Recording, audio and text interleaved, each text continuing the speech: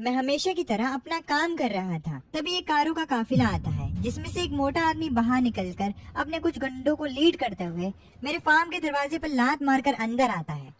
उस मोटे आदमी ने मुझसे कहा, ली तुम अभी भी कूड़े के साथ खेल रहे हो। टाउन ब्रॉडकास्ट में बताया था ये सिर्फ एक केमिकल लीक है, सब लोग पहले ही जा चुके हैं, सिर्फ तू अकेला बचा है। बेवकूफ, तू इस मनहूस पहाड़ पे अटका हुआ है। मैंने उस मोटे से कहा, सिर्फ 3 मिनट बचे हैं। मोटा मेरी बात सुन के हैरान हो गया। उसने कहा, क्या मतलब 3 मिनट बचा? लेकिन मैंने उस मोटे की बात पे ध्यान नहीं दिया और मैं अपने वेल्डिंग के काम पर लगा रहा जब तक वो खत्म नहीं हो गया। मैंने उस मोटे से कहा, 3 मिनट बाद वायरस यहाँ तक फैल जाएगा, अभी निकल यहाँ से। सड़क पर निकलेगा तो थोड़ा और जी लेगा। लेकिन मोटे के दिमाग में मेरी ये बात घुसी नहीं। वो जोर जोर से हंसने लगा और कहने लगा, टाइम वेस्ट करना बंद कर, ये फार्म मेरे नाम कर दे। मुझे पिग फार्म खोलना है अपने जैसे सुअरों के लिए। आई मीन ये तो नहीं बोलता वो, बट मोटे ने मेरी तरफ एक पेपर को फेंका और कहा, साइन कर इस पे, अगर नहीं करेगा तो तेरी शामत आ जाएगी। मैंने अपना रेंच उठाया, लेकिन तभी मोटे को किसी के चलने की आवाज आई। वो इधर उधर देखने लगा। तभी पीछे से उसके एक आदमी पर ज़ॉम्बीज़ ने हमला कर दिया। मोटा ज़ॉम्बीज़ को देखकर डर गया।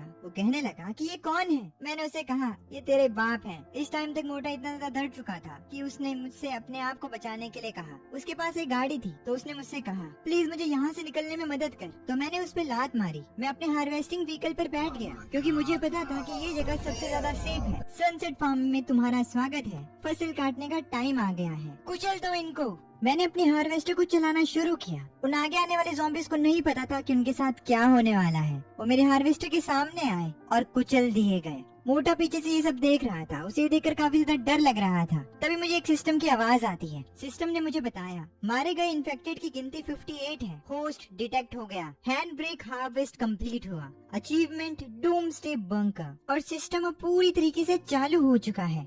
मैंने अपनी सिगरेट पी और कहा, आखिरकार ये आ ही गया। ज़ॉम्बीज़ को मारने के बाद मैंने उस मोटे को कहा, गेट पर पड़ी उन लाशों को खींचकर कंपोस्ट पिट में डाल दे और हाँ, थोड़ा पानी पी लियो। मोटा मुझे मना नहीं कर पाया और उसने जैसा मैंने उसे बताया था वैसा ही किया। लेकिन काम को करते वक्त वो अपने आप में बड़बड़ाया, जब मेरे आदमी आएंगे तो मैं तुझे जरूर मारूंगा। उसकी इन बातों से अनजान मैं अपने सिस्टम पर बिजी था। मैंने सिस्टम का यूज करते हुए basic hydraulic steel wall blueprint निकलवाया।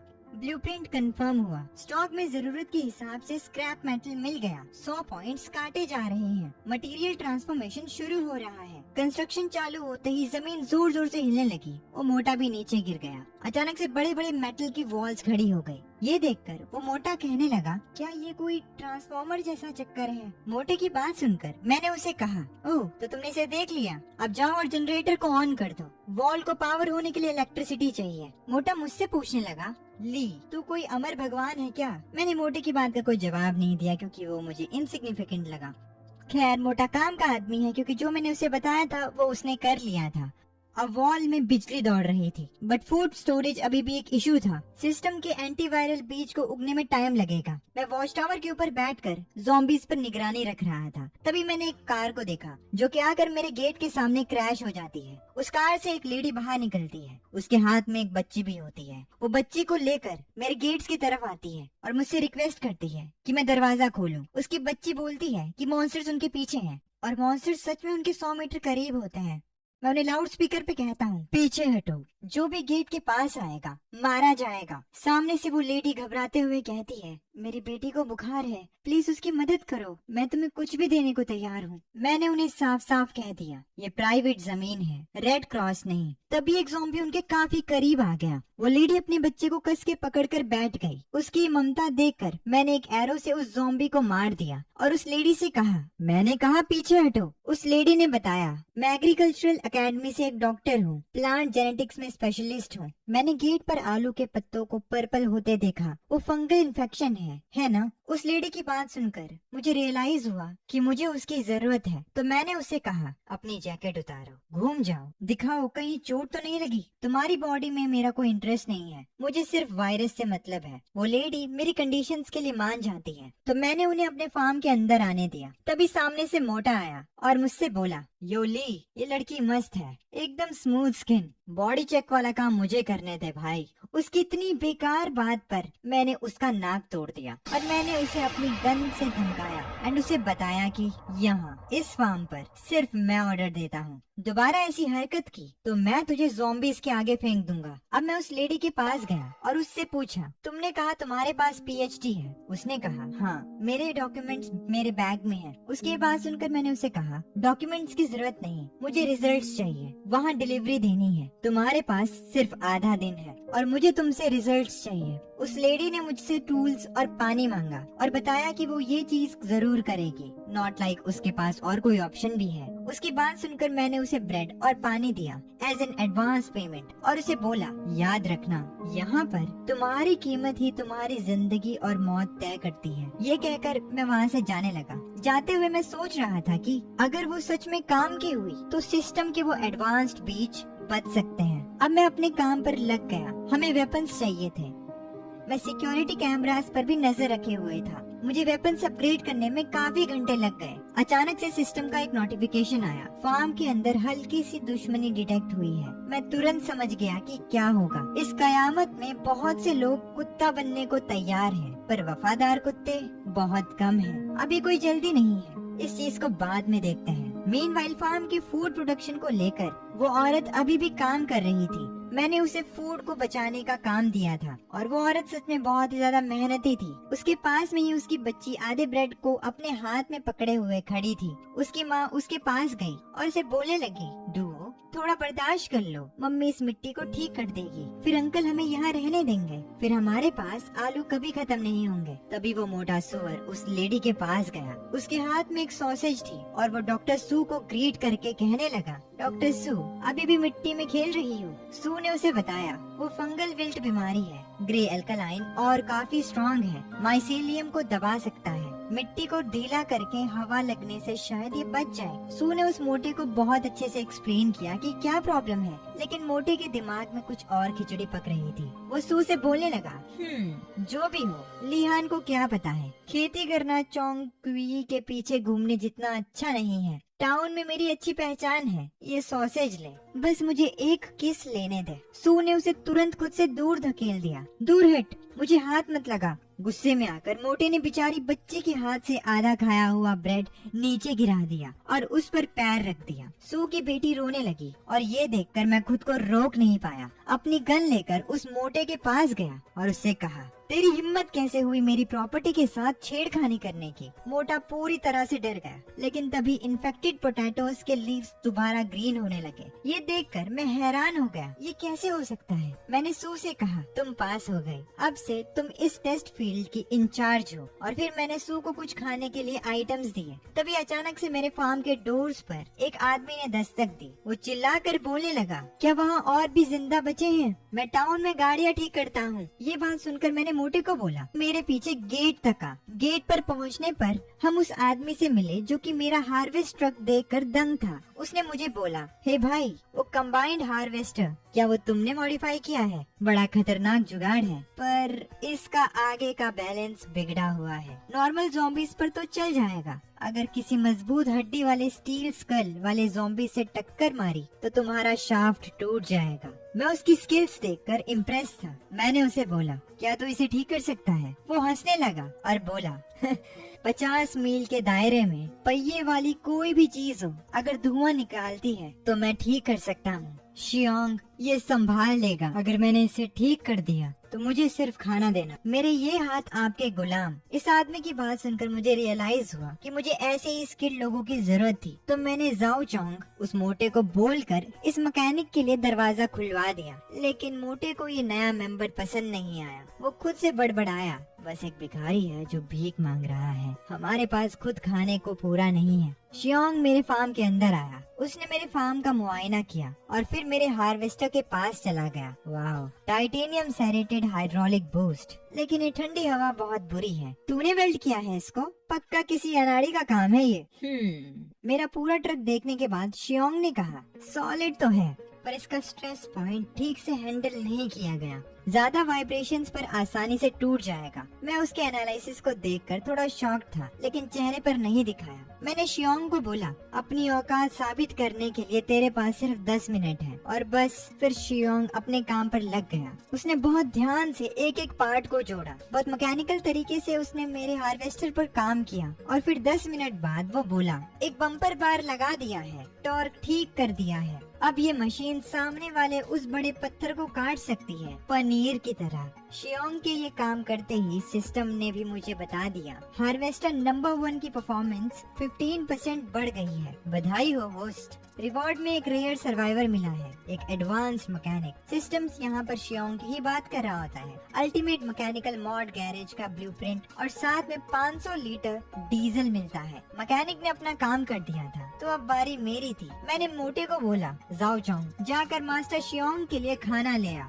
2 कैन मीट के, 1 बोतल दारू। ये सुनते ही मोटा बोल पड़ा, ली बॉस, मैं यहाँ 3 दिन से हूँ, दारू की महक तक नहीं सूंघी मैंने। मोटे की ये बात सुनते ही मैंने उससे तुरंत पूछा, तू गाड़ी ठीक कर सकता है क्या? उसने सामने से जवाब दिया, नहीं मैं ड्राइवर हूँ। मैंने उसे समझाया, ड्राइवर तो हर जगह मिल जाएंगे, पर मैकेनिक अभी पांडा से भी ज्यादा रेयर है, जाके ले आ, ठीक है? ज्यादा सवाल जवाब मत कर। मोटे का मुंह बन गया, लेकिन उसे मेरी बात तो माननी ही पड़ी। आप बॉस हो, आपकी ही चलेगी, ये कहकर वो वहाँ से चला गया। कुछ टाइम बाद हम सब एक साथ डिनर टेबल पर बैठ गए। सिर्फ वो मोटा वहाँ पर नहीं था। शराब अच्छे अच्छे को पिघला देती है, और इसीलिए मेरा मैकेनिक भी पिघल गया। उसने कहा कि ये है असली जिंदगी, दारू का गिलास उठाकर दारू पीते हुए। लेकिन तभी उसने एक शॉकिंग बात बोली, बॉस आपको अंदाजा नहीं टाउन में क्या पागलपन चल रहा है अभी। मैंने पूछा, टाउन में क्या हुआ? मैकेनिक ने बताया, एक वाइल्ड वॉल्फ गैंग घूम रहा है वहाँ। उन्होंने मेरी ऑटो शॉप पर कब्जा कर लिया है, गैस स्टेशन पर भी ताला लगा दिया। उनके पास शॉटगन्स हैं,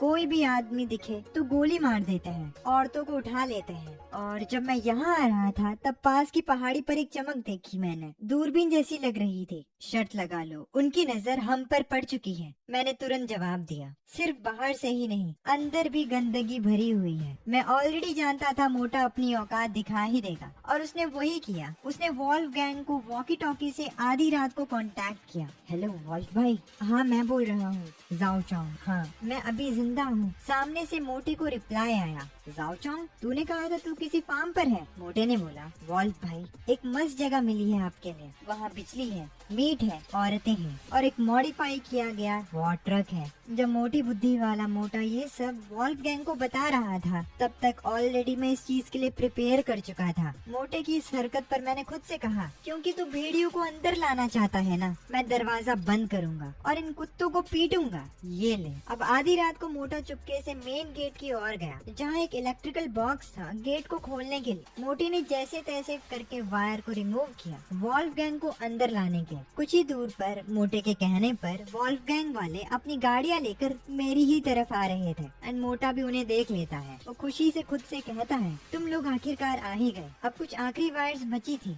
जिन्हें मोटे को रिमूव करना था, लेकिन तभी मैंने अपना वॉच टावर के लाउड स्पीकर से अनाउंस किया, मेहमानों के लिए तेरा यही वेलकम सेरेमनी है क्या? मोटा ऊपर देखने लगा, वो बहुत शॉक था, और वो फटी में बोला, प्लीज लीहान तू अभी तक जाग रहा है? तभी वॉल्फ गैंग वाले भी मेरे गेट तक आ पहुँचे। उनके पास भी एडवांस्ड व्हीकल थी, लेकिन मेरी जितनी नहीं। वो लोग बाहर निकले अपने गन्स रिलोड करते हुए, एंड मोटे को ढूंढने लगे। वॉल्फ गैंग वाले बात करने लगे, बॉस कहाँ गया वो निठल्ला आदमी? दरवाजा अभी भी लॉक्ड है, लेकिन वो उन्हें नहीं मिला, तो उन्हें गुस्सा आ गया। उनका बॉस गुस्से में चिल्लाया, साला मुझे पागल बना रहा है वो मोटा। वॉल्फ गैंग के इस टुकड़ी के बॉस ने अपने लड़कों को हमला करने को कह दिया। उसने कहा, इस मेटल गेट को तोड़ दो, सारे मर्दों को मार डालो, औरतों को उठा लो। और उस आदमी के इतने कहते ही वो लोग अपनी कार्स में बैठे और मेरे गेट पर बार बार टक्कर मारने लगे। लेकिन मैं भी अपनी एरोस के साथ तैयार था। दूसरी तरफ मैकेनिक भी मेरी मदद कर रहा था। सू और उसकी बेटी थोड़ा घबराए हुए थे, लेकिन मुझे यकीन था कि वो लोग डटे रहेंगे। यहाँ डटे रहो, पीछे मत देखना, चाहे कुछ भी हो जाए, लाइन मत तोड़ना। तभी मैंने मैकेनिक से एक्सप्लोजिव सेट करने को कहा, एंड वो भी रेडी हो गए थे। फिर मैकेनिक ने मुझे बताया, बॉस वो फ्रंट रीइंफोर्स्ड है, अगर वो लोग टक्कर मारते रहे तो ज्यादा देर तक नहीं टिकेगा। मैंने मैकेनिक को शांत करते हुए बोला, इसीलिए मैंने तुझे बंदूक यूज करने से मना किया था। ज्यादा आवाज में चीजें छिप जाती हैं। अब जैसे ही वॉल्फगैंग वाले दोबारा से मेरे गेट के करीब आने लगे, मैंने अपने एरो को छोड़ दिया, जो कि ठीक वहीं लगा जहां मैं चाहता था, एंड एक बहुत बड़ा धमाका हुआ। वॉल्फगैंग वाले जो गाड़ी में बैठे थे, वो लोग गाड़ियों से कूद गए और काफी ज्यादा डर गए। वॉल्फगैंग के मेंबर्स को समझ में आ गया कि मेरे पास भारी वेपन्स हैं, लेकिन उनका बॉस अभी भी हार नहीं मान रहा था। उसने अपने लड़कों को बोला, फैल जाओ और फायर करो। वो लोग अब अंधाधुंध मेरी वॉल्स पर फायर करने लगे और कुछ तो चढ़ने की कोशिश करने लगे, जो कि उनकी सबसे बड़ी गलती थी। मैंने अपनी इलेक्ट्रिक बैरियर को ऑन कर दिया और उन्हें जोर का झटका लगा। इस बीच मोटा भी यहाँ से निकलने की कोशिश करने लगा। मीनवाइल वॉल्फगैंग वालों की हालत पतली हो गई। उन्होंने डिसाइड किया कि वो लोग पीछे हटेंगे। उन्हें समझ आ गया कि ये जाल है, लेकिन जैसे ही वो पीछे हटने की कोशिश करते, मैं उन पर हमला कर देता और उनके ट्रक्स को पंचर कर देता ताकि वो भाग ना पाए। आज उनकी शामत आई थी। मैंने उन्हें बहुत ही अच्छा जवाब दिया था। मैंने अब अपने मैकेनिक को बोला, जो भी जिंदा बचे हैं उन्हें वापस ले आओ, और हमें मोटा मिल गया, जो कि हमें देखकर रोने लगा। इन द एंड वॉल्फगैंग के जितने भी लोग मुझ पर हमला करने के लिए आए थे, उनमें से कोई भी नहीं बचा सिवाय एक के। खैर, मोटे की मुझे देखकर हालत पतली हो गई और वो मुझे सॉरी बोलने लगा। कहने लगा कि वो आगे से ऐसी गलती नहीं होने देगा, लेकिन आगे से जब वो होगा तभी तो गलतियाँ होंगी। अब मैं उन सभी डिस्ट्रॉयड व्हीकल्स के पास गया। मैंने आसपास देखा और खुद से कहा, डिफेंस कामयाब रहा। तभी सिस्टम ने रिवॉर्ड्स कैलकुलेट किए। अब तक सुबह भी हो चुकी थी। वॉल्फगैंग के सारे डैमेज्ड व्हीकल्स हमारे पास थे। मैंने मैकेनिक को काम पर लगा दिया और वो अब इन सब व्हीकल्स पर काम करते हुए मुझे बोला, इस प्रोसीजर को देखो, अभी भी एकदम नया लग रहा है। वहाँ खड़े वो बेवकूफ लोग, क्या बर्बादी है। ये बॉस ली, उसने मेरी तरफ देखा और मुझसे बोला, ख्यालों में खोना बंद करो और मेरी मदद करो। इस बीम को पीछे खींचना है, मदद करो। तभी मैंने मैकेनिक को बताया, इन लोगों के पास बढ़िया हथियार है, इनके पास मैचिंग बैजेस भी हैं, मतलब इनका पूरा गैंग सिस्टम से चल रहा है। मैंने मैकेनिक को आगे बताया कि कल रात एक आदमी बचकर निकल गया था और इसीलिए वो लोग जल्द ही वापस आएंगे। मैं और मैकेनिक समझ गए थे कि मुसीबत अभी खत्म नहीं हुई, बस टली है। मैकेनिक ने मुझसे पूछा, तो क्या करना है? मैंने उसे जवाब दिया, इस दुश्मनी को खत्म करना ही पड़ेगा। जीतने के लिए अपने दुश्मन और खुद को पहचानना जरूरी है। और मैंने अपना ट्रम्प कार्ड प्ले किया। सिस्टम ने मुझे बताया, बेसिक ड्रोन पेट्रोल बैटल शुरू, कीमत 500 पॉइंट्स। इस आइटम को देखकर मैं टेम्पटेड था। इसकी कीमत सिर्फ 500 पॉइंट्स थी और इसीलिए मैंने इसके ब्लूप्रिंट को खरीद लिया एंड इसे बिल्ड करवाना शुरू कर दिया। हम लोग टेक्नोलॉजी में इन बेवकूफों से काफी आगे थे। मैंने अपनी वॉच को देखा, जो कि काफी ज्यादा एडवांस थी, बिल्कुल एक सिस्टम की तरह ही। मैंने कहा, चाहे वो कहीं भी छिपे हों, मेरा आसमान इन सबको ढूंढ निकालेगा। और इतना बोलकर मैंने अपने एक ड्रोन को उनके पीछे भेज दिया। मीनवाइल वॉल्फगैंग का बॉस अपने आखिरी बचे हुए आदमी के सामने बैठ उससे बात कर रहा था। उसके आदमी ने उसे बताया, उन लड़कों की कोई गलती नहीं है। वो फार्म बहुत डरावना और अजीब है। हर तरफ इलेक्ट्रिक फेंस और बॉम्ब बिछे हुए हैं। हमारा जरूरी आदमी स्कारफिश तो किसी को बिना देखे ही बॉम्ब से उड़ गया। उसका बॉस उसकी ये सारी बातें सुन रहा था। तभी वो हंसने लगता है और बोलता है, हाँ, और वहाँ हर तरफ खाना है। मुझे बारबेक्यू की महक आ रही थी। वहाँ बिजली की वजह से दिन जैसा उजाला है। उनके पास पावर है, खाना है और भारी हथियार है। लगता है हाथ में बड़ा शिकार लगने वाला है। और इतना कहकर वो अपने आदमी के पास गया और उसे मार दिया। उसने अपने बाकी सारे टीम मेंबर्स को बता दिया, मुझे निकम्मे लोगों से सबसे ज्यादा नफरत है। अब जब स्कारफेस मर चुका है तो इसे तुम एक वार्निंग समझो। उसके बाकी के लोग उसे ये करता देख फटी में थे। उन्हें पता था कि उनके साथ भी ये चीज हो सकती है। उनके बॉस ने एक डरावनी हंसी के साथ बोला, मैं खुद जाकर उस जगह को तोड़ूंगा। अपने सबसे खतरनाक बंदों को बुलाओ। और वॉल्फगैंग के लोग हमारे खिलाफ अपने वेपन्स तैयार करने लगे। मीनवाइल मेरे फार्म में सू की बेटी ने अपनी माँ से एक सवाल पूछा, मम्मी, क्या अब हम यहाँ रहेंगे? वो आदमी बहुत डरावना है। हाँ, वो मेरे बारे में ही बात कर रही है। लेकिन उसकी माँ ने उसे समझाया, वो डरावना इसीलिए है क्योंकि वो हमारी रक्षा कर रहा है। इस दुनिया में अच्छे लोग जिंदा नहीं रह सकते। तभी माँ बेटी की कन्वर्सेशन के बीच में मैं आ गया। मैंने सू को एक बोतल दिया और उससे कहा, गेहूँ उगने में कितना टाइम लगेगा? सू ने जवाब दिया, 3 दिन। हमारा पहला एंटीटॉक्सिन आटे का बैच तब तक मिल जाएगा। इसी बीच मैंने अपने वॉच पर एनिमी के भेजे व्हीकल्स देखे। तभी सू ने मुझे बताया, पर हमें पानी की जरूरत है। बहुत सारे पानी की। वेट बात की बात ही, पहले हमें एनिमी पर फोकस करना था। मैंने अपने लोगों को मीटिंग रूम में बुलाया। हम एनिमी पर अपने ड्रोन से नजर रखे हुए थे। हमने देखा कैसे एनिमी ने अपने व्हीकल के आगे एक आदमी को बांध रखा था। मेरे टीममेट्स ये देखकर हैरान थे। सू शॉक्ड होकर बोली, हे भगवान, ये जानवर। मेरे मैकेनिक ने बोला, इन्होंने लोगों को अपनी गाड़ियों के आगे बांध रखा है, ये तो बिल्कुल पाप है। बॉस, अगर हम शूट करें या उनकी गाड़ियों को उड़ा दें तो पहले ये बेचारे लोग मरेंगे। मैं जानता था कि इसका मतलब क्या है। मैंने अपने लोगों को अपना डिसीजन सुनाया। वॉल्व किंग और सबर नहीं कर सकता। सब लोग अपनी पोजीशन लो। मैं जानता था कि हम किसके अगेंस्ट हैं। भले ही वेपनरी में हमारे पास एक अपर हैंड हो, लेकिन मैं ऐसे ही सिविलियंस को नहीं मार सकता। मैंने अपनी टीम को बोल दिया, चलो इस फार्म को उनका कब्रिस्तान बनाते हैं। और अब मैं और मेरी टीम तैयारी करने लगे इस बैटल के लिए। मैंने अपनी टीम को कहा, इस बर्बादी में कोई मासूम नहीं है, सिर्फ मुर्दा या जिंदा है लोग। मैंने अपने मैकेनिक को बताया, जैंग ब्लैक, हार्वेस्टर चालू कर। सू, बच्चों को सेलर में ले जा। सू मेरी बात सुनकर घबरा गई। उसने मुझे रोकने की कोशिश की। तुम क्या कर रहे हो? मैंने उसे अपना जवाब दिया, अगर इनको बम्पर कार खेलना है तो मैं भी इनके साथ अच्छे से खेलूंगा। और मैं अपने हार्वेस्टर उर्फ टैंक में बैठकर आगे निकल गया। चलो चले, हम आज हमला करेंगे। दूसरी तरफ वॉल्व गैंग का लीडर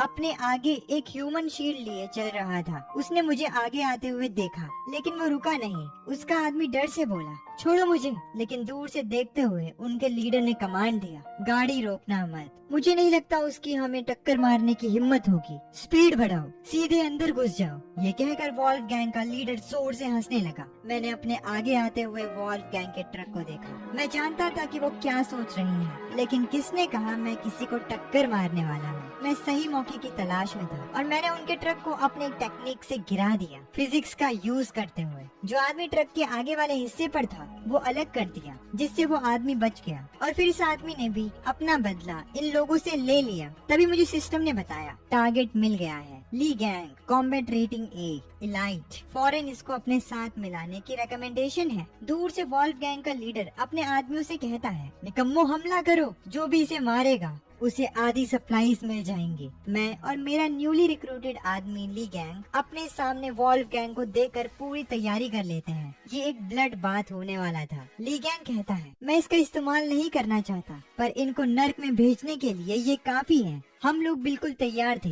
तभी मेरा मैकेनिक कहता है, बॉस हटो, ओल्ड ब्लैक के ड्रैगन श्रिम्प का स्वाद चखो। मेरे मैकेनिक ने हमारी एक स्मोक कैनन के यूज से हमारे कुछ एनिमीज को अंधा कर दिया। उन्हें सब कुछ दिखना बंद हो गया, ऑफ कोर्स, क्योंकि वो अंधे हो चुके हैं। हम ऑलमोस्ट जीत चुके थे, लेकिन वॉल्व गैंग के लीडर ने अपनी वो चाल चली जिसे देखकर मैं हैरान हो गया। उसने आसमान में एक फ्लेयर चलाई और बोला, मीलों दूर से सारे ज़ॉम्बीज़ यहाँ आ जाएंगे। और अब वो अपनी बाइक पर बैठकर वहाँ से फरार हो गया। उसने चेतावनी दी कि वो वापस जरूर आएगा, अगली बार पूरी आर्मी यहाँ होगी। और अब वो थाउजेंड्स ऑफ ज़ॉम्बीज़ को मेरे फार्म की तरफ बुलाकर गायब हो गया। हजारों ज़ॉम्बीज़ की भीड़ हमारी तरफ आ रही थी, लेकिन अपने न्यू रिक्रूट और अपने काबिल लोगों के साथ मैं भी तैयार था। ली गैंग ने मेरी तरफ अपना हाथ बढ़ाया और मुझसे कहा, ली अब तुम्हारा हुआ। मैंने उसे बोला, नए एम्प्लॉय ट्रेनिंग में तुम्हारा स्वागत है। हमने अपनी बंदूकें तैयार की। मैंने अपने मैकेनिक को बोला, लाशों का ढेर साफ करो। और उसने इशारा करते हुए बोला, ठीक है। अब इस फ्लेम थ्रोअर टावर का इंतजार नहीं होता। अब हमें ज़ॉम्बीज़ को मारते हुए शाम हो जाती है। ली वॉल के ऊपर चढ़कर ज़ॉम्बीज़ पर फायर करते हुए कहता है, ये लोग तो बहुत ज्यादा हैं, कम से कम 3000 होंगे। तुम्हारी बंदूक खतरनाक है, पर ये लोग ढेर बनकर अंदर आ सकते हैं। हमारे पास बिल्कुल भी इतनी गोलियां नहीं है। ली की बात सुनकर मैंने मुस्कुराते हुए कहा, किसने बोला हमें गोलियां चलानी है? मैंने एक बटन को प्रेस किया और दूसरी ओर मेरे मैकेनिक ने एक व्हील को घुमाया और बोला, आने दो,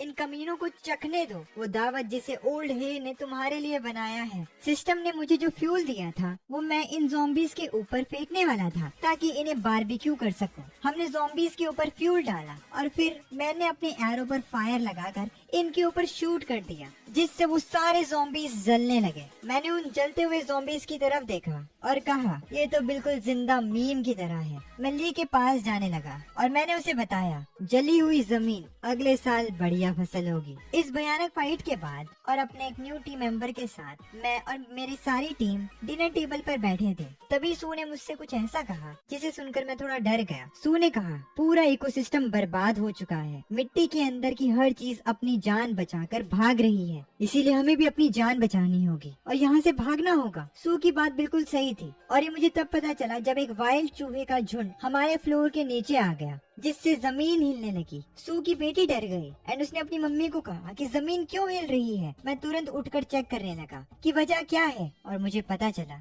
जमीन के नीचे कुछ है। मैंने बाहर की ओर देखा, बाहर हमारे व्हीकल के नीचे की जमीन भी हिल रही थी। तभी सिस्टम ने मुझे बताया लेवल 1 इमरजेंसी, बड़े बड़े लाइफ फॉर्म्स डिटेक्ट हुए हैं, लोकेशन सारे जमीन के नीचे वाले सेक्टर्स हैं। ये देखकर मैं घबरा गया और मैंने अपनी टीम को तुरंत छत पर जाने का ऑर्डर दिया। जल्दी करो, सब लोग ऊपर भागो। अचानक से धरती के अंदर से म्यूटेटेड चूहे निकले। उनकी आंखें लाल और साइज नॉर्मल चूहों से 10 गुना ज्यादा बड़ा था। उन्होंने मेरे फार्म की चीजें खराब करना शुरू कर दिया। हम जैसे तैसे छत के ऊपर पहुँचे। सू ने बोला दीवार ज़ॉम्बीज़ को तो रोक सकती है पर इनको नहीं रोक पाएगी, ये हम सबको खा जाएंगे। लिए जो तब से इन चूहों पर शूट कर रहा था उसकी गन ने भी जवाब दे दिया। उसने कहा मेरी गोलियां खत्म हो गई हैं। ली क्या तुम्हारे पास कुछ और प्लान है? वो चूहे हमारी आंखों के सामने सब कुछ बर्बाद कर रहे थे और मुझे पता था कि आगे क्या करना है। नॉर्मल हथियार किसी काम के नहीं थे। जो मैं आगे कर रहा था उससे अनाज के गोदाम पर आग लगेगी, लेकिन अब यही रास्ता बचा है। मैंने सिस्टम खोला और शॉप पर एक ऐसी चीज देखने लगा जिसके लिए मुझे 200 पॉइंट्स और चाहिए थे। सिर्फ वही एक पावर थी जो कि हमें बचा सकती थी। सिस्टम मुझे बार बार बोल रहा था सफिशिएंट पॉइंट्स नहीं है, क्या हाई इंटरेस्ट मोड चालू करें? मेरे लिए बहुत टफ चॉइस थी, लेकिन मैंने वो किया जो मैं कर सकता था। मेरे लिए अभी एक्सचेंज करो फौरन। मैंने डिसाइड किया कि मैं नीचे जाऊंगा, लेकिन तभी लेई ने मुझे रोक लिया। नीचे हर तरफ चूहे भरे पड़े हैं, वहाँ नीचे जाने का मतलब है सीधा मौत। मैंने लेई को समझाया अगर मैं वहाँ नहीं गया तो हम सब मारे जाएंगे। सुवान और बच्चों का ध्यान रखना। मैंने अपनी न्यूली ऑब्टेन स्किल यूज करने का सोचा और इस थंडरस्टॉर्म में नीचे कूद गया। चूहों ने मुझ पर अटैक करना शुरू किया और मैंने भी उनको पलटकर वार किया, लेकिन ये काफी नहीं था। हट जाओ मेरे रास्ते से। मैंने सभी चूहों को अपनी तरफ अट्रैक्ट किया और फिर सिस्टम की मदद ली। सिस्टम मैग्नेटिक पल्स कॉइल चालू कर दो। इस थंडरस्टॉर्म के मौसम ने मेरा साथ दिया और आसमान की बिजली की मदद से मैंने एक आर्क बनाई जो कि हाई वोल्टेज आर्क 100 मीटर्स को कवर कर रही थी और फिर एक ही झटके में सारे चूहे मर गए। मेरी टीम ये नजारा ऊपर से देख रही थी, वो भी दंग थे। उन्हें यकीन नहीं हो रहा था कि ऐसे कैसे पॉसिबल हो सकता है। उन्हें लगा ये कोई चमत्कार है। इस अटैक का असर मुझ पर भी हुआ था। मेरी हालत बहुत ही ज्यादा पतली थी, मेरे मुंह से खून निकल रहा था। ये बहुत ताकतवर है, लेकिन मेरे लिए ये करना जरूरी था। अब अगली सुबह होती है, तभी सिस्टम एक और नोटिफिकेशन भेजता है। अचीवमेंट खुल गया है, Lord of thunder and snow. मेरा पूरा फार्म का नुकसान होता है। हर तरफ चूहों की ब्लैक डेड बॉडीज पड़ी थी। ये चूहों की बॉडीज की राख मेरे पूरे फार्म को कवर कर रही थी। तभी सू नीचे आई। उसने फार्म का मुआयना किया और बोला कमाल का है, इन चूहों की लाशें इस हाई वोल्टेज से राख हो गई हैं और ये बहुत बढ़िया ऑर्गेनिक खाद बन गया है। इस वक्त मेरे मुंह पर पट्टियां लगी थी, लेकिन जैसे ही मैंने सू की बात सुनी मुझसे रहा नहीं गया। मैंने उससे पूछा तो इसका मतलब ये बेकार जमीन अब सुपर फर्टाइल बन चुकी है। सू ने मुझे बताया आलू की बात छोड़ दो, अब मैं म्यूटेंट फ्रूट्स भी उगा सकती हूँ। जैसे ही सू ने मुझे ये बात बोली, सिस्टम ने मुझे एक और नोटिफिकेशन दी। इको ग्रीन हाउस मॉड्यूल खुल गया है, जीन एडिटिंग खुल गया है, अब फ्रूट्स एंड सब्जियों के फार्म्स बूम होने वाले हैं। इसे सुनकर मैं एक्साइटेड हो गया और मैंने बोला चलो चीजें उगाते हैं। इस जगह को कयामत के बाद सबसे बड़ा अनाज का गोदाम बना देंगे और हम फार्मिंग करना शुरू करते हैं। कुछ महीनों में हमारी वीट पक जाती है और सू, जिसे कि मैंने फूड से रिलेटेड सारा काम सौंपा था, वो वीट देखने जाती है एंड दंग रह जाती है। ये सच्ची में पक चुके हैं। ये अब तक का सबसे परफेक्ट गेहूं है जो मैंने कभी देखा है। वॉर से पहले होने वाले गेहूं से दुगना मोटा है ये। सू का ऑब्सेशन देखकर मैंने उसे टोका, ऐसे घूरते मत रहो। तभी मैंने थंडर को अलर्ट रहने को कहा। ओल्ड है, हार्वेस्टर स्टार्ट कर दे, आज जल्दी फसल काटनी पड़ेगी हमें। और हमने वीट हार्वेस्टिंग शुरू कर दिया। मैं हमारी सक्सेस को अपनी आंखों के सामने होता हुआ देखकर दंग था। वाह! तभी सिस्टम का एक और नोटिफिकेशन आया, 5000 किलो टॉक्सिन रेजिस्टेंट गेहूं काटा गया है, हाई क्वालिटी फसल डिटेक्ट हुई है, 1000 पॉइंट्स का बोनस। पॉइंट्स की बात सुनते ही मैं समझ गया था मुझे आगे क्या बनाना है। मैंने बिना टाइम वेस्ट किए अभी इसी वक्त आटे की चक्की और बेकरी खड़ी करी। आज रात हम ताज़ा ब्रेड खाएंगे। बिल्डिंग कंस्ट्रक्ट होना शुरू हुई, लेकिन सैडली हम अकेले नहीं थे जिसे कि हमारे इस फार्म एंड बेकरी के बारे में पता हो। दूर एक और आदमी था जिसे कि हमारे बेकरी की स्मेल आई। अपोकलिप्स के बाद ये पहली बार होगा जब किसी ने फ्रेश बेकरी की स्मेल ली हो, और वो आदमी हमारे फार्म में घुसना चाहता था। उसे बेक होने की खुशबू भी आ रही है। वो वही फार्म है, लेकिन तभी उसके साथी ने समझाया, पर उनके पास इलेक्ट्रिक फेंस लगी हुई है और बड़ी अजीब मशीन है वहाँ। यहाँ तक कि वाइल्ड वुल्फ गैंग के आदमी भी वहाँ मारे गए हैं। लेकिन भूख इंसान से क्या क्या करवाती है। इन लोगों ने डिसाइड किया तो हम सीधा वहाँ चलेंगे। इतना सारा खाना है, क्या वो गिनती के चंद लोग उसे बचा पाएंगे? ये बात फैला दो, सबको बता दो, सनसेट फार्म शिजुओ में है, वहाँ जाओ। तुम सबको स्टीम्ड ब्रेड खाने को मिलेगी। जब बहुत सारे लोग इकट्ठा हो जाएंगे और अफरा तफरी मचेगी, तब हमें खाने को मिल जाएगा। मीनवाइल मैं इस नई मुसीबत से अनजान अपनी टीम के साथ था। हम लोग अपने बेकरी के ब्रेड्स एंजॉय कर रहे थे। लेई ब्रेड खाते हुए बोला, अपनी लाइफ में ऐसी बढ़िया ब्रेड कभी नहीं खाई बॉस। आपको फॉलो करके मैंने बिल्कुल सही फैसला लिया। पेट पूरा भरा हो तो ताकत आ जाती है। मेरी टीम खुश थी, लेकिन तभी मैंने उन्हें बोला, कैमरास चेक करो। लगता है हमारे मेहमान एक दिन पहले ही आ गए हैं। अब हमें ज़ॉम्बी से भी बड़ी दिक्कत का सामना करना पड़ेगा। इस बार हजारों भूखे लोग मेरे फार्म के सामने खड़े थे। मैं इस सोच में था कि इन्हें क्या बोलूं। दूसरी ओर ये लोग मांग कर रहे थे, भाई साहब प्लीज थोड़ा खाना दे दो, थोड़ा सा पानी ही दे दो। हम 3 दिन से भूखे हैं। मैंने 3 दिन से खाना नहीं खाया है। प्लीज इन बच्चों को बचा लो। सुना है तुम लोगों के पास बहुत सारा गेहूं है, हमें भी थोड़ा बांट दो। क्या हुआ? मैं वॉल पर खड़ा होकर इन सब लोगों को देख रहा था। तभी सू मेरे पास आई और बोली, ये लोग बड़ी बुरी हालत में हैं। क्या हमें इनकी? सू की बात सुनकर मैंने उससे पूछा, हमें क्या अपना स्टोर खोलकर इन्हें खाना देना चाहिए क्या? तुम्हें सच्ची में लगता है कि अगर गेट खोला तो ये लोग कूद कूद कर तुम्हारी चटनी नहीं बना देंगे? लेई गैंग, जाओ गन टावर संभालो। मैंने इन लोगों से बात करने का डिसाइड किया। मैं वॉल पर खड़ा था। मैंने लाउड स्पीकर पर इन लोगों को बोला, सुनो, ये कोई धार्मिक संस्था नहीं है, ये बस बिजनेस है। तभी इनमें से एक आदमी चिल्लाया और मुझसे बोलने लगा, सब भूखे मर रहे हैं और तुम्हें बिजनेस की पड़ी है? तुम्हारे पास दिल नहीं है क्या? मैंने तुरंत जवाब दिया, अगर खाना है तो लाइन में लग जाओ। मुझे वर्कर्स की जरूरत है। गड्ढा खोदने के लिए लोग चाहिए और पत्थर उठाने के लिए भी। दिन के 3 बंस मिलेंगे। अगर तुम्हारे पास कोई स्पेशल स्किल है तो तुम्हें 5 बंस और एक पानी की बोतल मिलेगी। और अगर किसी ने मुफ्त में खाने की कोशिश की, लाल लाइन क्रॉस की, तो मार दिए जाओगे। काफी क्रूअल लग रहा होगा, लेकिन मुझे जो सही लगा मैंने वो किया। मैंने सू को काम सौंप दिया इन लोगों का नाम और स्किल जानने के लिए। सू अपने काम पर लग गई। लोग लाइन लगाकर आने लगे। पहला आदमी आया। सू ने उससे उसका नाम और स्किल पूछा। आदमी ने अपना नाम बताया और फिर मैंने उसे पत्थर उठाने का काम दे दिया। फिर अगला आदमी आया। उसने बोला कि वो एक मिस्त्री है, तो मेरे मैकेनिक ने उसे टेस्ट किया। दिखाओ कितनी जल्दी चुनाई कर सकते हो। जैसे ही उस आदमी को मैंने चुनाई करने के लिए टूल्स दिए, वो आदमी मना करने लगा कि ये टूल्स उसे यूज करने नहीं आते हैं, और फिर मेरे मैकेनिक ने उसे भगा दिया। यहाँ पर बात साफ थी, तुम झूठ बोलोगे तो तुम्हें निकाल दिया जाएगा। तो मैं यहाँ सिर्फ तुम्हारी रिक्वेस्ट पे रखा जा रहा है। इस भीड़ में 2 शातिर लोग भी थे जिन्होंने ही ये प्लान बनाया था। ये लोग आपस में बात कर रहे थे। देख रहे हो ना, ये औरत बहुत ही नरम दिल की है। सीधा अंदर घुसो और इसको और इसके बच्चे को पकड़ लो, सारा खाना अपना हो जाएगा। दूसरे आदमी ने पूछा, कब तक अटैक करना है? पहले वाले आदमी ने जवाब दिया, खाने के वक्त। देखा, इसीलिए मैंने पहले ही सू को समझा दिया था। खैर, सारे वर्कर्स को मैंने अपने फार्म पे काम पर लगा दिया था। सब मेहनत से खड्डा खोद रहे थे। तभी उनके लिए खाना आया, लेकिन इस खाने के लिए कन्फ्लिक्ट होना शुरू हो गया। कुछ वर्कर्स कंप्लेन करने लगे कि दूसरे वर्कर्स को पहले खाना क्यों मिल रहा है, हमें भी खाना चाहिए। उस औरत ने कहा था यहाँ सबके लिए खाना है। ये आदमी चुपके से सारा खाना दबा के बैठा है। चलो सब अंदर घुस के इसे छीन लेते हैं, ये हम सबको थोड़ी रोक लेंगे। और ऐसे ही ये लोग हमारे बेस के अंदर आने लगे। वो लोग नंबर्स में काफी ज्यादा थे। सू ये देखकर बोली, ये अंदर आने की कोशिश कर रहे हैं। ली गैंग, गोली मत चलाना, उनमें बच्चे और बूढ़े लोग हैं। हम मजबूर थे। ले भी ये नहीं करना चाहता था। बॉस, मैं नहीं चलाऊंगा, मुझसे ट्रिगर नहीं दबाया जा रहा। आम आदमियों पर गोली कैसे चलाऊं? पर ये रेड लाइन पार करने वाले हैं। अपनी टीम की ये हालत देखकर मैंने उन्हें बोला, तुमसे किसने कहा उन्हें मारने को? ऐसी ही सिचुएशन के लिए मैंने इस मेथड को रखा था। मैंने अपना anti riot drone squad open कर दिया। भले ही उन पर नंबर्स हो,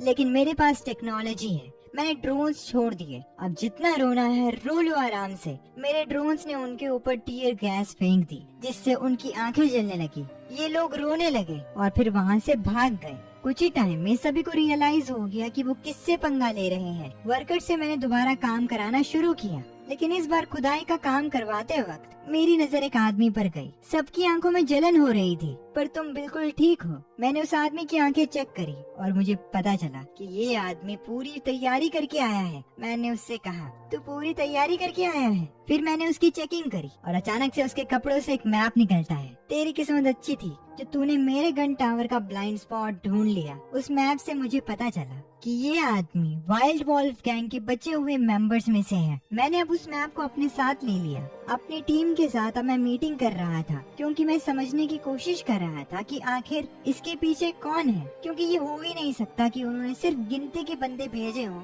हमसे डील करने के लिए। जो ये आदमी मुझे अभी भी मिला था उसका नाम फॉक्स था। मैं समझ गया था कि फॉक्स असली मास्टरमाइंड है और इसका मतलब ये है कि इनकी आर्मी यही आसपास है। लेई ने मुझे बोला कि हमें इस लोमड़ी से पूछताछ करनी चाहिए, लेकिन मैंने उससे कहा कोई जरूरत नहीं है, एकदम ढीठ बंदा है ये, अपना मुंह नहीं खोलेगा, उसे खुद ही भौंकने दो। मेरे दिमाग में एक आइडिया आया और मैंने सू से कहा, तुम सुबह सुबह इस लोमड़ी को थोड़ा पानी दे आना। सू ये सुनकर कंफ्यूज हो गई। उसने मुझसे कहा, तुम फॉक्स को जाने दे रहे हो क्या? मैंने सू को बोला, मैं चाहता हूँ कि गलती से इसको ये बता दो कि हमारी गोलियां खत्म हो गई हैं। मेरे ये कहते ही लेई मेरा प्लान समझ जाता है और वो कहता है, हमें इनको फंसाने के लिए एक नाटक करना है ना? मैंने उससे कहा, बिल्कुल, हमें एक एक्ट करना होगा। अब अगली सुबह सू फॉक्स को पानी देने जाती है। बिल्कुल प्लान के अकॉर्डिंग सू एक्ट करती है, ये लो पानी पी लो थोड़ा। वो पागल आदमी, आखिरी गोलियां भी कल रात निकाल दी उसने। अगर अब तुम्हारे आदमी आए तो सच में मैं उन्हें नहीं रोक पाऊंगी।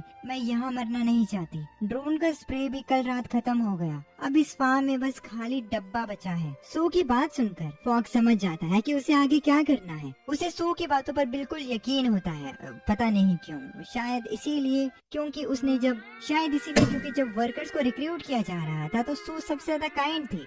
एंड क्या पता इसने प्लान किया था, उसी के अकॉर्डिंग फॉक्स फार्म से भाग निकलता है एंड अपने ग्रुप से मिलता है एंड वो उन्हें एग्जैक्टली वही बताता है जो हमने प्लान किया था। जाकर बॉस को बता दे वो लड़का नाटक कर रहा है। उनके पास ना कोई गोली बची है और ना ही गैस बचा है। उस लेडी डॉक्टर ने खुद मुझे ये बताया, हम आज रात को अंदर घुसेंगे। जिंदगी का एक बढ़िया मौका है ये। जो सोचा था वही हुआ। हम ये सब कुछ देख रहे थे। लेई ने मुझे बताया, बॉस मुर्गी जाल में फंस चुकी है, वो दौड़ कर जा रहा है। अब वक्त था प्लान को आगे बढ़ाने का। मैंने लेई को बोला, जाओ उन सभी रेफ्यूजीज और वर्कर्स को एक साथ इकट्ठा कर लो। जाकर उनको बता दो अगर आज रात सब डटे रहे तो उन्हें स्टीम्ड बन्स खाने को मिलेंगे और गर्मा गर्म ब्रेस्ड पॉर्क मीट भी मिलेगा। दूसरी ओर वॉल्फ गैंग बिल्कुल हमारे बिछाए जाल के लिए आ रहे थे। फॉक्स खुद अपने बॉस के साथ गाड़ी में बैठकर हमारे बेस की तरफ आ रहा था। वो अपने बॉस से कहता है, बॉस बस पास में ही है वो नाला, उन्होंने अभी हाल फिलहाल में ही खोदा है, वो उसमें पानी नहीं है,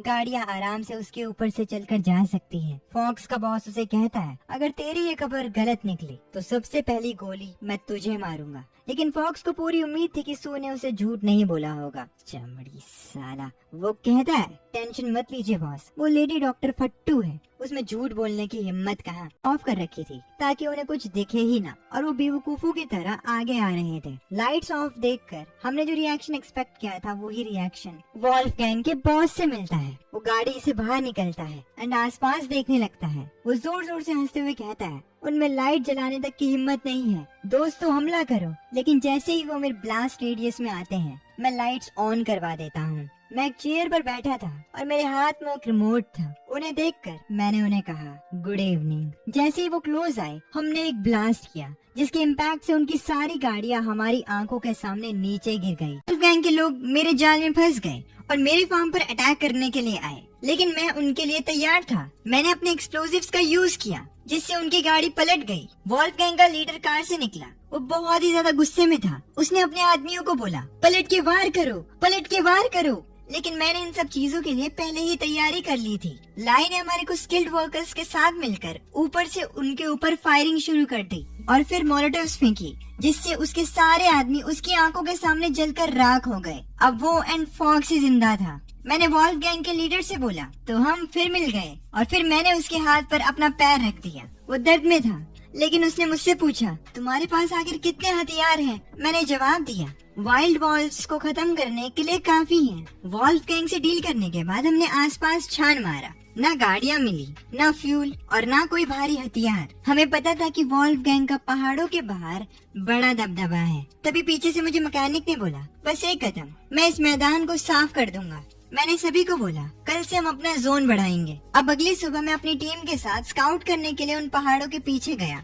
एज मैं अपने फार्म का जोन बढ़ाने वाला था, मैं उन बंजर जमीन के पहाड़ों पर पहुंचा और दूर दूर तक देखने लगा। तभी मेरे मैकेनिक का पैर एक हड्डी पर पड़ा। वो हड्डी चुटकियों में ही टूट गई। मेरा मैकेनिक घबराकर बोलने लगा बॉस ये जगह कितनी डरावनी है, ये हड्डियाँ बिस्कुट की तरह क्यों टूट रही हैं? ये हड्डी एक कदम रखते ही चूर चूर हो रही है। तभी ले आगे गया, उसने आसपास देखा और फिर बोला यहाँ अजीब सी शांति है और तो और यहाँ एक भी ज़ॉम्बी नहीं है, किसी कीड़े की आवाज तक नहीं आ रही। मैं भी थोड़ा कंफ्यूज था। हम आगे स्काउट कर रहे थे, तभी आसमान से गिरते हुए मैंने एक बर्ड के फेदर को देखा जिस पर एसिड था। अचानक से सिस्टम ने मुझे एक वार्निंग दी, हाई कॉन्सेंट्रेशन में एसिडिक बायो सिग्नेचर डिटेक्ट हो रहा है। तभी बिल्कुल हमारे ऊपर हमने कोरोडा डक्स का झुंड देखा। ये बर्ड्स बिल्कुल उन चूहों की तरह थी जो साइज में काफी ज्यादा बड़े थे।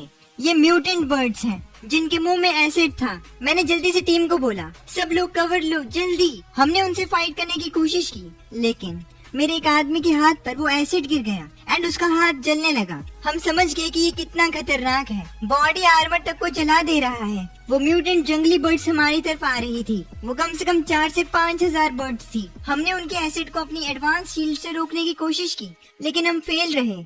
एंड इस भयानक सिचुएशन को देखते हुए मैंने अपनी टीम को कमांड किया वापस आर्मर ट्रक की तरफ चलो, ये टाइगर्स नेस्ट है, ये उनका इलाका है। और फिर हम सब दौड़कर अपने आर्मर ट्रक में बैठ गए। आर्मर ट्रक के छत से भी उन बर्ड्स का एसिड टपक रहा था। मेरा एक आदमी काफी घबरा गया और बोलने लगा शिट, अगर ये ऐसे ही एसिड फेंकते रहे तो हमारा सूप बन जाएगा। तभी मैंने अपनी टीम को शांत करवाया एंड उन्हें बताया अगर इन्हें एसिड फेंकना इतना ही पसंद है तो मैं इनके सारे पंख नोच लूंगा। मैंने अपने सिस्टम शॉप पर जाकर एक twin Vulcan double A cannons का ब्लूप्रिंट बाय किया। Twin Vulcan double A cannons unlock हो गए। अब जैसे ही मैं अपने बेस के वेयरहाउस में पहुंचा, मैंने उस ब्लूप्रिंट को ट्रक में लगाने का डिसाइड किया।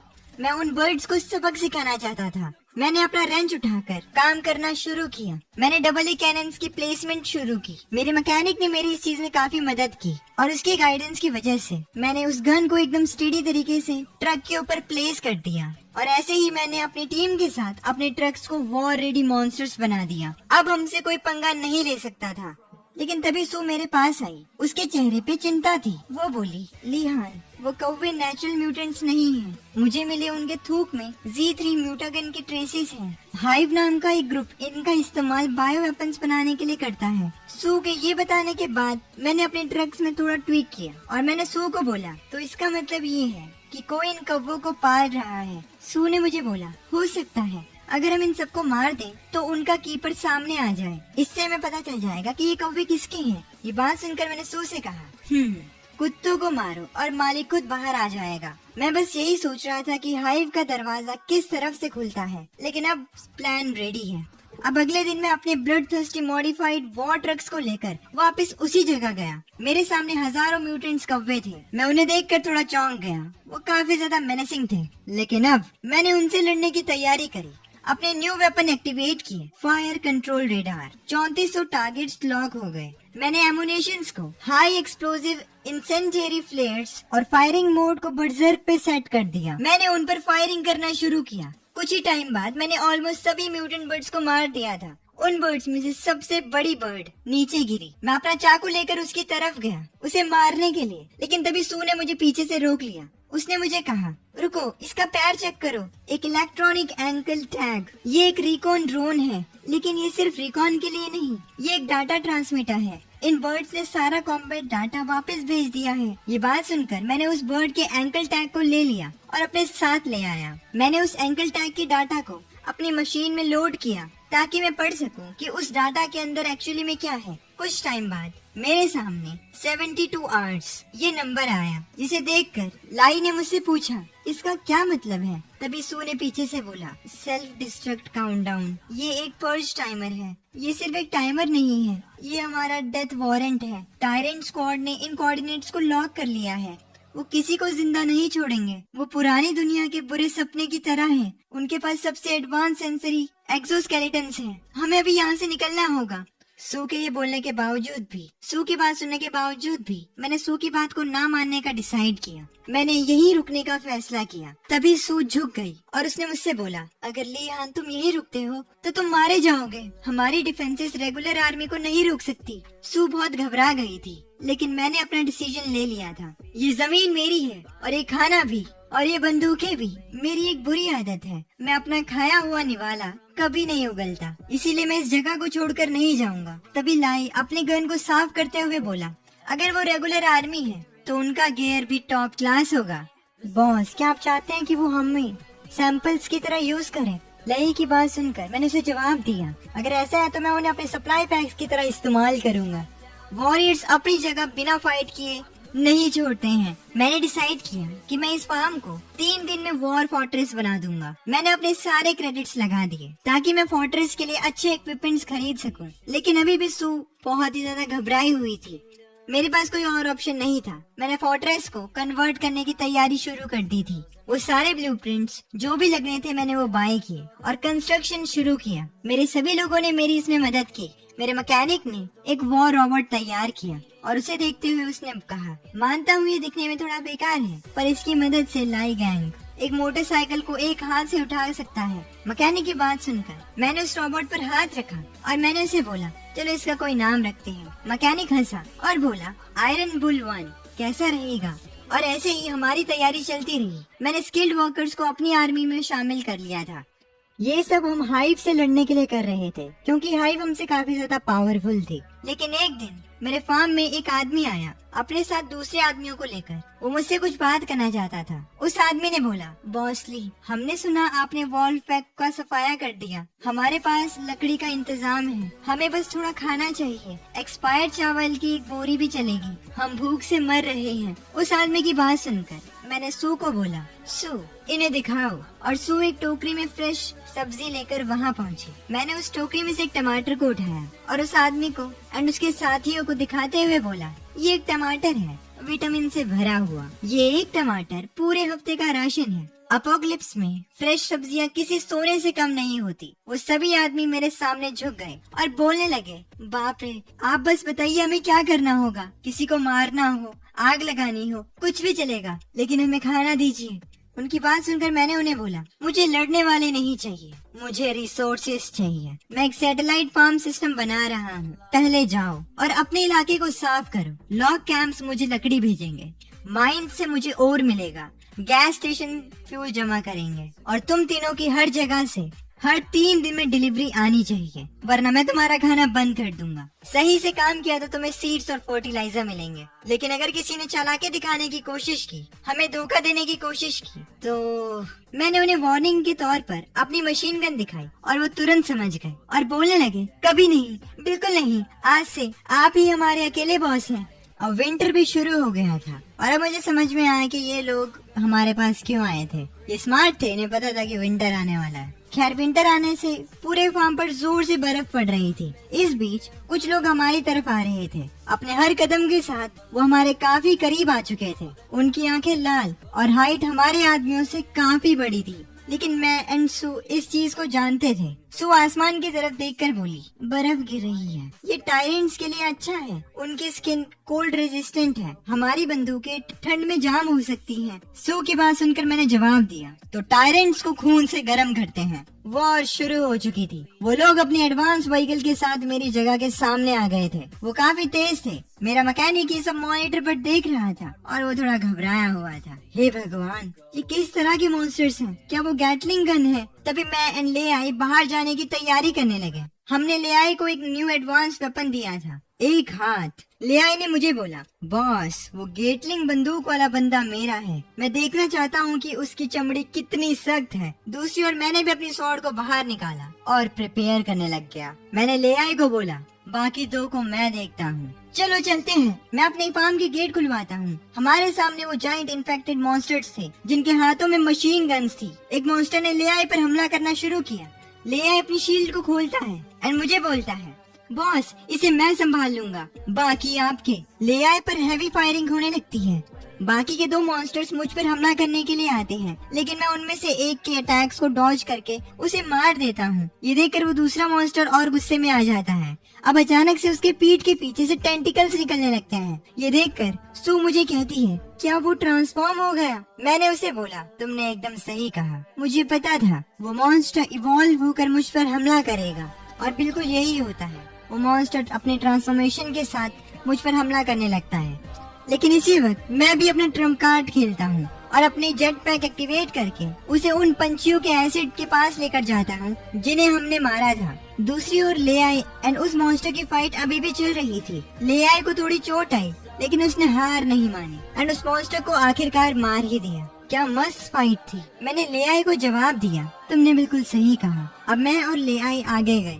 मैंने हमारे अटैकर्स की टेक्नोलॉजी को एनालाइज किया। तभी पीछे से लेआई बोला, बॉस ये फार्म डिफेंस नहीं है, ये तो एलियन से लड़ने जैसा था। अब मैं और लेआई आगे गए। मैंने उन अटैकर्स की टेक्नोलॉजी को एनालाइज किया और लियो को बोला कि उसे जल्द ही इस चीज की आदत पड़ जाएगी। ये तो बस ट्रेलर था। इसको वेयर हाउस लेकर गया जहाँ सू ने उस इक्विपमेंट को एनालाइज किया। इन सब चीजों को होता हुआ देखकर मैकेनिक भी थोड़ा हैरान था। तभी सू ने बोला, मैंने डाटा क्रैक कर लिया है और मुझे ये मिला, ये टायरेंट्स हाइव के T103 मास प्रोड्यूस टाइप्स हैं। उनका मिशन सफाया करना और फील्ड टेस्टिंग है। गुड न्यूज ये है कि तुमने उन्हें बहुत जल्दी मार दिया, लेकिन मरने से पहले उन्होंने रिपोर्ट भेज दी थी और टायरेंट्स ने इस जगह को टॉप डेंजर जोन मार्क कर दिया है। लेकिन अभी के लिए हाइव फिलहाल अपनी मेन फोर्स नहीं भेजेगा। सो की ये बात सुनकर मैं समझ गया कि मुझे पावर अप करने के लिए थोड़ा टाइम और मिल गया है। दूसरी तरफ मैकेनिक भी एक गन को उठाते हुए बताता है कि मैकेनिक इस गन में बहुत ही ज्यादा इंटरेस्टेड होता है, और क्योंकि ये गन टायरेंट्स के पास थी तो अब वो इसे यूज करने वाला था। ये गन बिल्कुल ठीक है, बस बैरल लाल गर्म हो गई है। इस पर एक हीट रेजिस्टेंट बैरल लगानी पड़ेगी। अगली बार मैं एक चलता फिरता टरेट बनाऊंगा। मेरे लोग और मैं धीरे धीरे करके आगे बढ़ रहे थे। मैंने अपने मैकेनिक को कहा, इन टायरेंट के बचे हुए हिस्सों में हाई स्ट्रेंथ बायो अलॉय है, इन्हें पिघला दो और वॉर ब्रेकर एक्सोस्केलेटन को अपग्रेड करो। ये मटेरियल गोलियों को रोक लेगा और टैंक के गोलों को भी। मैं किसी भी रिसोर्स को वेस्ट नहीं होने देना चाहता था। अब कुछ दिन बीत जाते हैं। सर्दियों में हमारे लिए फार्मिंग करना मुश्किल था, तो हमने ग्रीन हाउस फार्मिंग शुरू किया, जो कि बहुत ही कामयाब थी। हम वो सब फल और सब्जियां भी उगाने लगे जिनका सीजन नहीं था। अचानक से सिस्टम ने मुझे बताया कि मेरी एक अचीवमेंट कंप्लीट हो गई और मेरे ग्रीन हाउस का साइज डबल हो गया। हाई एनर्जी आलू अनलॉक हो गए। बाहर एकदम नर्क है, लेकिन यहाँ जन्नत है। वॉल के बाहर जितनी भी ह्यूमन सिविलाइजेशन थी, उन्हें अब इस मौसम की वजह से खाने और शेल्टर की भारी कमी हुई, जिसकी वजह से लोग ठंड से जमने लगे। और ऐसे ही कुछ लोग मेरे डोर्स तक आए।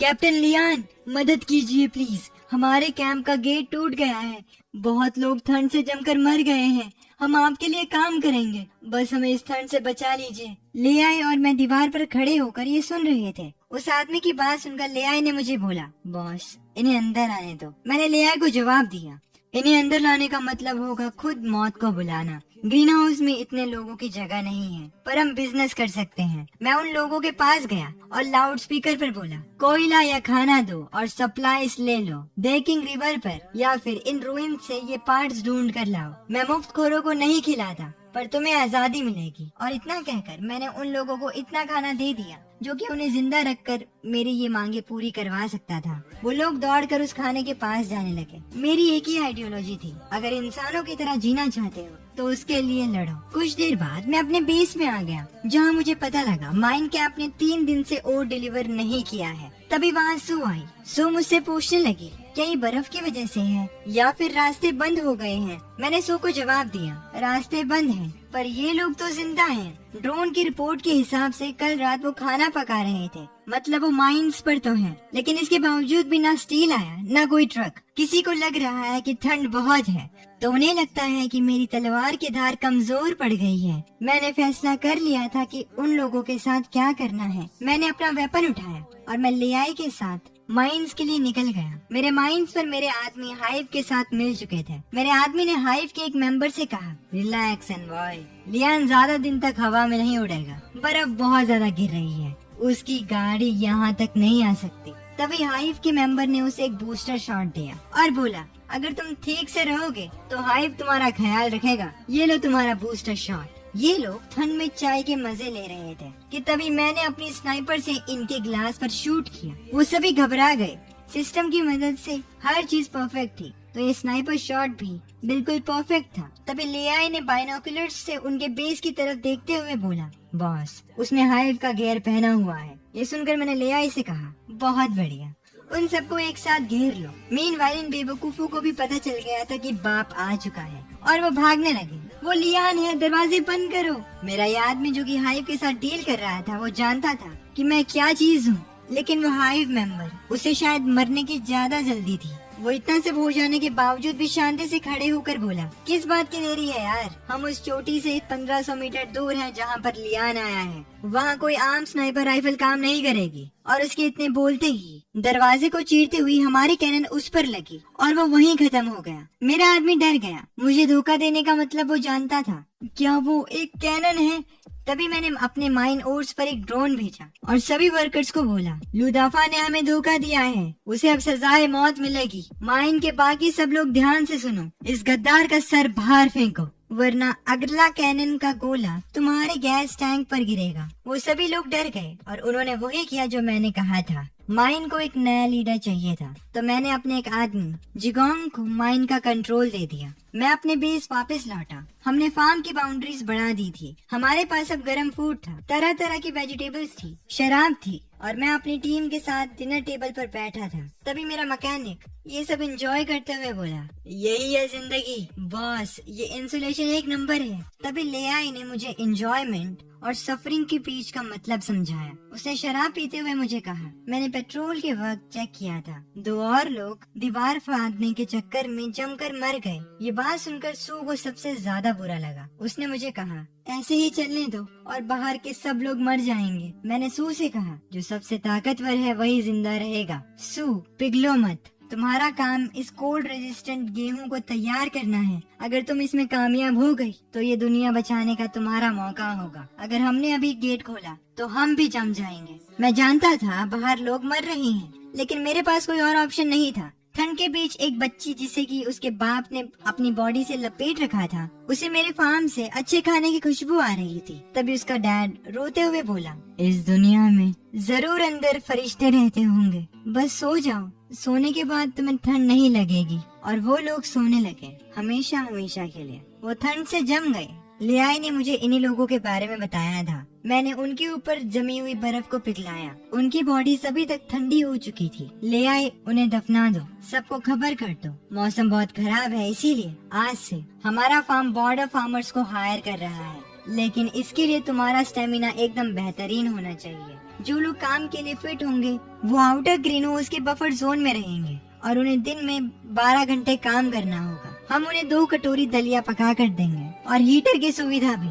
मेरी बात सुनकर लियाई का कोल्ड एक्सप्रेशन थोड़ा कम हुआ और वो बोला, बॉस, लोग इसके लिए आपस में लड़ पड़ेंगे। मैंने लियाई को अपना इंटेंट क्लियर किया। मैं भी यही चाहता हूँ कि भगदड़ मचे, सिर्फ सबसे बेस्ट लोग ही मेरे लिए काम करेंगे। मीनवाइल मेरा मैकेनिक एक नए प्रोजेक्ट पर बहुत दिनों से मेहनत कर रहा था। वो बार बार फेल हुआ, लेकिन आज उसने हमारे वॉर रोबोट को अपग्रेड कर दिया था। हमारे पास जितने भी रिसोर्सेज थे उसने उन्हें बड़े ध्यान से यूज करके इस किलिंग मशीन को बनाया था। ये वॉर रोबोट अब बड़ी बड़ी एमओ यूज करता और पहले से ज्यादा तेज हो गया था। मेरा मैकेनिक ये देखकर खुश था। वो बोला, फाइनली ये काम कर गया। उसने उस रोबोट को टच किया और मुझे बताया, ये टाइटन हार्वेस्टर 2 है। इसमें स्टार रोलर ड्राइव सिस्टम है, 2 डीजल इंजन के साथ और एक हाई कैपेसिटी बैटरी। इसका एक पंच शहर की दीवार तोड़ सकता है। इसका कॉकपिट टायरेंट से छुपने के लिए बनाया गया है। टायरेंट तो छोड़ो, मुंह पर अगर तोप का गोला भी लगे तब भी कॉकपिट सेफ रहेगी। ड्राइवर्स को कोई भी छू नहीं सकता।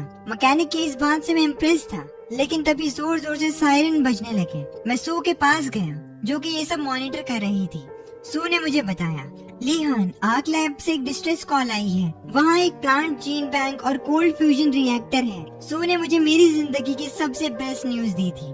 हमें जिनकी जरूरत थी वो हमें मिल चुके थे और मैं जानता था कि ये कितनी बड़ी बात है। मैंने सब कुछ एनालाइज किया और सू से बोला पहले फ्यूजन रिएक्टर तक पहुंचना नामुमकिन था, लेकिन फिर मैंने एक स्माइल दी और आगे बोला क्योंकि हमारे पास फायर पावर नहीं थी। पर टाइटन के आने के बाद मैं तैयार होने लगा और फार्म से निकलने से पहले मैंने सबको अपना डिसीजन सुनाया। अब शहर में शॉपिंग करने का वक्त आ गया है दोस्तों। मैं हमारी न्यूली बिल्ड टाइटन हार्वेस्टर 2 के पास गया और उसके अंदर बैठकर इस न्यू मिशन के लिए निकल गया। मेरे साथ मेरी टीम आ रही थी। ये लूट सच में हमारे लिए गेम चेंजर थी। फार्म से बाहर निकलते ही मैंने टाइटन के सारे फीचर्स टेस्ट किए। मैं जल्द ही समझ गया था कि क्या चीज कैसे काम करती है। मीनवाइल मेरे पीछे ले आए हमारी आर्मी के साथ तैयार था। मैंने आगे कमांड दिया, आर्क लैब सिटी के सेंटर में है, 20 किलोमीटर दूर, फॉर्मेशन में रहो। हमारा पूरा कॉन्वॉय मेरे इशारों पे आगे बढ़ा। मैंने सबको बताया वो एक मुर्दा शहर है, कोई टूरिस्ट स्पॉट नहीं। तभी सू ने रेडियो पर हमें इन्फॉर्मेशन दी, बुरी किस्मत, पहले 5 किलोमीटर हाईवे है, इसे क्रॉस किए बिना शहर जाने का कोई रास्ता नहीं है। शायद वो कबाड़ गाड़ियों से भरा होगा। मैंने सू को हंसते हुए जवाब दिया, रास्ते बनाए जाते हैं, मिलते नहीं, और अगर वहाँ रास्ता ना हो तो मैं खुद बना लूंगा। अपोकलिप्स के बाद हाईवे पर हजारों कार्स फंसी थी, नॉट टू मेंशन चारों तरफ ज़ॉम्बीज थे। मैंने टीम को बोला जो रास्ते में आएगा मरेगा। मैं रास्ते में आने वाली हर एक चीज को तोड़ने लगा अपनी टीम के लिए रास्ता बनाने के लिए, क्योंकि वो लोग कार्स में आ रहे थे। लेकिन आवाज सुनकर ज़ॉम्बीज आने लगे तो ले आई और मैंने मिलकर उन्हें मारना स्टार्ट किया। ध्यान से, ये ज़ॉम्बी लिफ्ट लेने की कोशिश कर रहा है बेचारा। हमारी टेक्नोलॉजी के सामने ये सब चींटियों की तरह थे। हम जैसे जैसे आगे बढ़े हमारे डिवाइसेस हमें नई इन्फॉर्मेशन देने लगे। हम सिटी के एक ऐसे कोने में थे जहाँ आसपास हरियाली थी। ये देखकर मैं कंफ्यूज हो गया। अजीब है, यहाँ पेड़ पौधे बहुत तेजी से बढ़ रहे हैं। ये कुछ ठीक नहीं लग रहा। लगता है हाइव ने कोई नया फर्टिलाइजर यूज किया है। मैंने अपनी टीम को अलर्ट रहने को कहा क्योंकि यहाँ ज़ॉम्बी से भी बदतर चीजें हो सकती हैं। मैं टीम को लीड करते हुए आगे बढ़ा। हम शहर में हर चीज एक्सप्लोर करने लगे, लेकिन इसी बीच एक नई मुसीबत बिल्डिंग्स पर झूलते हुए हमारे करीब आई।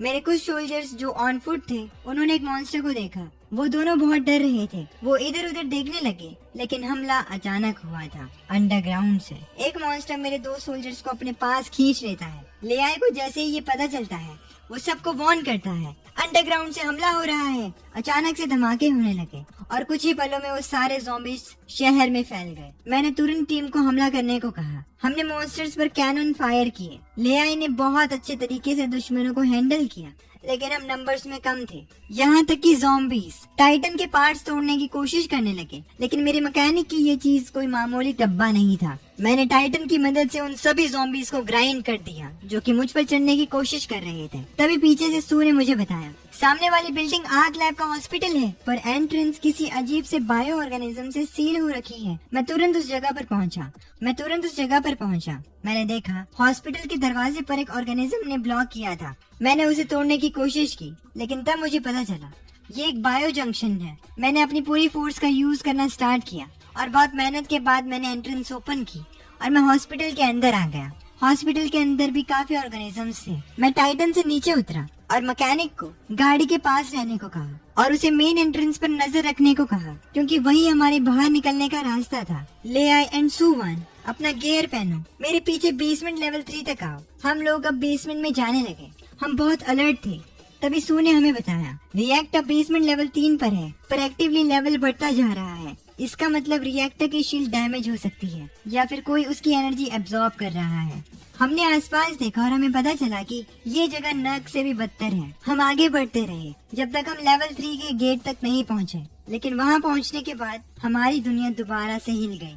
हमारे आसपास काफी लाशें पड़ी थी। मैंने उन्हें चेक किया और मुझे पता चला कि वो हाइव की रिकवरी टीम है। वो हमसे पहले यहाँ पहुँच गए थे, पर सब मारे गए। हम यहाँ पर अब नहीं रुक सकते थे, इसीलिए हमने जल्दी से बेसमेंट लेवल 3 का दरवाजा खोला। लेकिन अंदर एक आदमी रिएक्टर के ऊपर खड़ा होकर हमारा ही इंतजार कर रहा था। तभी सू उसे देखकर बोली, वो प्यूरिफाई होने के लिए न्यूक्लियर एनर्जी एब्जॉर्ब कर रहा है, इसीलिए सिटी में बाहर पेड़ इतनी तेजी से बढ़ रहे हैं। वो मॉन्स्टर हमें देखने लगा और फिर उसने रूम की सबसे भारी चीज उठाई हम पर फेंकने के लिए। मैंने टीम टीम को फैल जाने को बोला और अब हम फैल कर उस मॉन्स्टर पर हमला करने लगे, लेकिन उसकी बॉडी बहुत जल्दी हील हो रही थी। ये देखकर सू बोलती है हमें रिएक्टर से उसका कनेक्शन काटना होगा, वही उसकी पावर का सोर्स है। इस सिचुएशन को देखते हुए मैंने लियाई को मॉन्स्टर का ध्यान अपनी तरफ खींचने को कहा ताकि मैं मेन लाइन काट सकूं। लियाई पहली बार थोड़ा घबराया था, लेकिन उसे पता था कि कोई और ऑप्शन नहीं है और उसने बोला भाड़ में जाए, आजा देखते हैं। वो मॉन्स्टर की तरफ चिल्लाया और फिर लियाई जेटपैक का यूज करके मॉन्स्टर को डिस्ट्रैक्ट करने लगा, लेकिन उसे भी कोलैटरल डैमेज की चोट लगने लगी। हमें जल्दी रियलाइज हो गया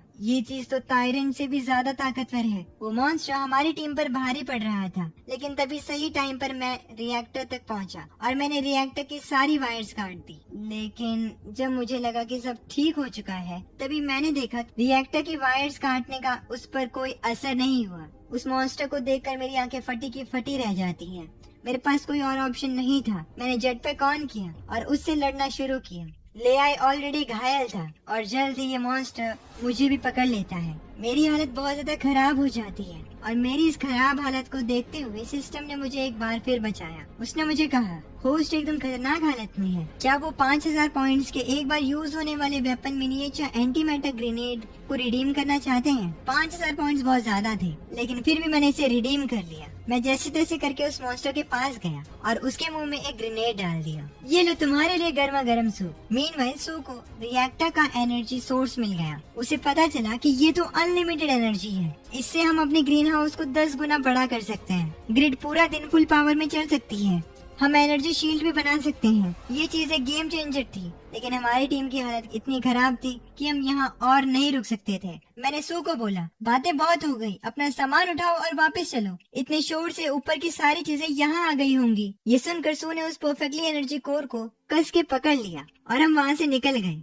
बाहर हमारा टाइटन सब ज़ॉम्बीज़ को हॉस्पिटल से दूर रखे हुआ था। इसी टाइम हम हॉस्पिटल से बाहर निकले। मेरा मैकेनिक हमें देख के बोला बॉस आखिरकार आप वापस आ गए। बाहर ज़ॉम्बीज़ पागल हो रहे हैं, सब के सब इसी तरफ आ रहे हैं। सू तुरंत टाइटन के पास पहुंची एंड लेफ्ट बैंक कोर को मैक्स एनर्जी स्लॉट में लोड कर दिया। टाइटन ने हाई एनर्जी सोर्स को डिटेक्ट किया और उसका पावर आउटपुट 300% तक बढ़ गया और अब अनलिमिटेड एमो मोड अनलॉक हो गया। मैं तुरंत टाइटन पर चढ़ गया। मेरा मैकेनिक जो कि पहले टाइटन को चला रहा था, वो उससे बाहर निकला। मैंने उसे कहा अब देखो ये है टाइटन अपने फुल पावर में। मैंने टाइटन के इस्तेमाल से काउंटलेस ज़ॉम्बीज़ पर अटैक किया। अनलिमिटेड एमो की वजह से मुझे सोचना भी नहीं पड़ा और शाम तक मैंने उन्हें धूल चटा दी। सिटी में लूट करने के बाद मैं अपने फार्म पर वापस पहुंचा। मैंने इस एनर्जी कोर को फार्म के एनर्जी सोर्स से रिप्लेस करा और तुरंत ही एनर्जी की प्रॉब्लम हमेशा के लिए खत्म।